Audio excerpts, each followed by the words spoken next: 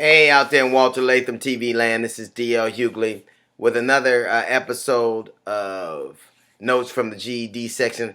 My sincerest apologies last week. I actually taped a show that unfortunately we had technical difficulties and it didn't air. So I apologize to you and I will do my best to make sure that never happens again. And ask you for your forgiveness. It was truly beyond my control, and I will make sure that we don't put ourselves in that situation again. But the great thing about it is that now I get a chance to talk about both conventions, the RNC convention and the DNC convention. I think because they take a contrasting look at America. You know, the today, because this is when you'll be seeing. Actually, I'm taping this. I taped this Monday night. It of course airs Tuesday. Tuesday is the 11th anniversary of 9/11. It's weird to be in New York. Actually, I'm in a location that is right where Ground Zero was. So it's weird to be here. You can almost kind of feel the angst that kind of happens when this time of year comes around. It's the most horrible of anniversaries.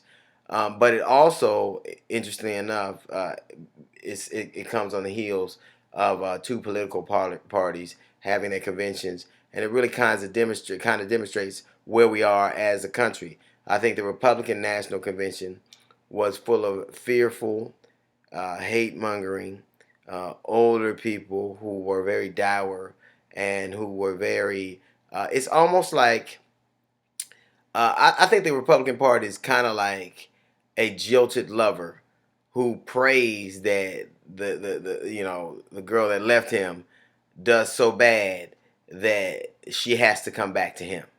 And you wouldn't call that a patriot. You would call that a stalker. And I think even the speeches, everybody was very selfish. Everybody was very fearful. Even the things that were supposed to be inspiring just didn't seem to be. And not because I'm from a different political mindset, but just from as a viewer, it just seemed from the things they were saying, the lack of hope, the lack of vision, us versus them. They're getting something, them and those and everybody else, and it really is a party of old white people. I mean, it really, if you looked at it, you saw no diversity. There was actually more diversity on the stage than if you panned around and looked at the audience. So it was amazing, and nobody seemed excited about anything. Even Mitt Romney, who is the nominee, who worked hard to get the nomination, and it should have been a joyous time. It didn't actually look all that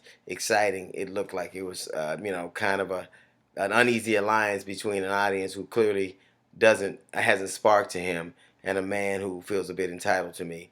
But I really did look at it objectively and try to find something that I thought resonant. I think that Mark Rubio gave a very good speech. I think Chris Christie is the kind of a loud, boisterous, big. I think he symbolizes all that people think of America. Um, the highlight of the convention actually was Clint Eastwood, one of my favorite all-time actors, talking to a chair that was supposed to be the president. And it was ironic that and he kind of typifies the Republican Party to me. Old, rich, white guys who are out of touch with reality, who speak to people who aren't even there. So I thought he was typical of that. And then I had a chance to go to the Democratic National Convention, and there was just a difference. And I think that obviously it's reflected in the polling bounce that President Obama received. I think you could see the looks on people's faces. There was just a genuine affinity for each other and a belief in a belief in the message and a belief in the candidate. And there was a genuine love and affection for the candidate, President Obama. And it looked more like America. You had women, you had men, you had old, you had white, young, you had black, you had white, you had gay, you had straight. And I thought they made a lot out of the fact that the Democratic platform didn't include God. It's almost like just because you say God doesn't mean that you act in accordance with His wishes, with his edicts to us. Just because you say God doesn't mean that you do what He commands us to do. Just because That's just like wearing a baseball hat and swearing that you're a Yankee. That's not the same thing. Faith without works is dead. And I think the way we treat the poor and the elderly, the indigent, the weak, the less than in this country is in direct opposition to the way that we're admonished, that Christians are admonished by God to treat people. And I thought that it was just, we put God on our money, and look at the things we're willing to do for that. But I thought that Michelle Obama, who I thought was elegant and passionate and humane and human, I thought Bill Clinton, who I think is arguably the most, I think he is probably the certainly the most deft politician of our time in terms of being an orator, in terms of being able to relate to people and being empathetic. I thought that for he and President Obama to have had whatever rift they had during the campaign in 2008, it just seemed like they had come to a place where they were generally respectful and and humble by each other. And that was great to see. And then I think President Obama gave a speech that was forward thinking. I thought that demonstrated that he had a great grasp of what was going on, and he looked like the president.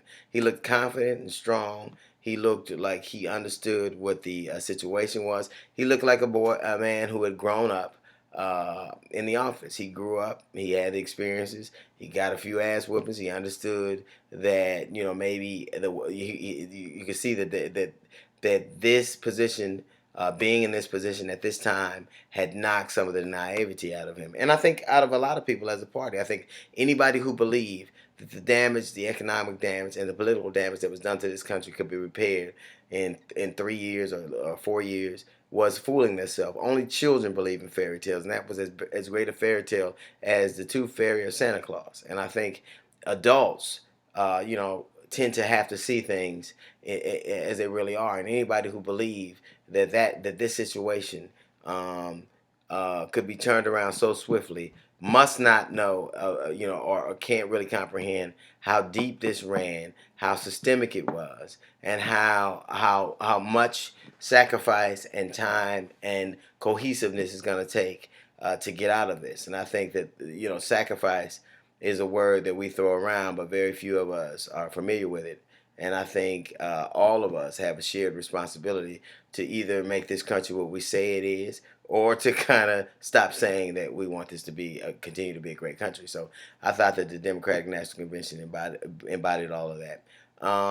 Again, today is the anniversary of 9/11. I'm sure everybody remembers what they were doing. I remember I was coming in from Japan, and I had just gotten home, and my road manager called, and it was like 6 something in the morning because I was in or 5:30 in the morning or so, 5 something in the morning, and he called and he goes, "Man, are you watching this shit?" And I said, "What shit?" He said, "Turn on the TV." And I said, "What channel?" And he said, "Motherfucker, any channel."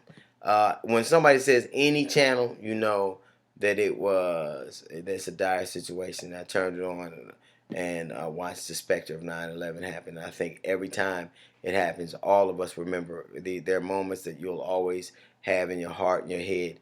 And I think that is certainly one of them, I think, for virtually all of us. And I think that everybody remembers what they were and what they were doing and how different a country we were then. I think that there was an opportunity, despite all the tragedy, for us to become a better nation. And not just an angry nation, not just a fearful nation, not just a revenge-driven nation, but a nation that could learn and grow from a really horrible experience. And I think that for a brief shining moment, we took advantage of it, and then we just let our fear, anger, and hatred turn us into, I think, a decidedly different country. And I think everybody that had lived here before and to now, there's a palpable difference between what we were and what we are. Not to say that we can't be, what I can't that we can't ascend, that we can't be great. But I think that we decidedly became different. And we became different because I think people lean to the worst in themselves instead of the best. And I think it is a moment of reflection, at least for me. Thank you for your patience. Thank you for your support. This is D.L. Hughley, and this has been another episode of Notes from the GED section. I will see you next week. Definitely. It's a date.